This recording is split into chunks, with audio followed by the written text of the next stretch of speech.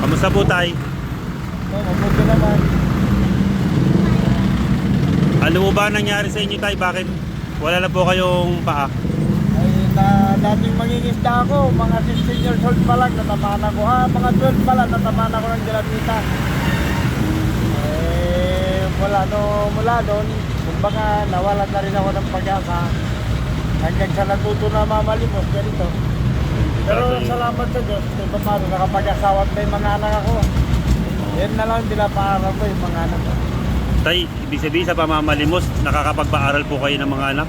O, paano? Ay, maraming salamat po sa Diyos, tay. Public lang naman yan eh, magbaon. Ano po pangalan nyo tay? Jerry. Ano po? Jerry. Ito po si Tatay Jerry. Ito po ang hanap buhay niya. Pamamalimos po dito sa lugar ng Olonga po. Taga saan po kayo tay? Subic. Taga Subic po siya. Tay, pasensya na po kayo dito tay ha. Makatulong po sana po na tay na. Yan na po kayo tay ha.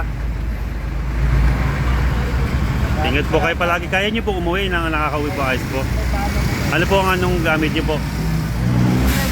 Nagkakasugan din ako dyan. Dahil sa pangit ito, tali-tali na lang, sira na yung tako eh. Sige tay, ingat po kayo palagi tay ha. Maraming salamat.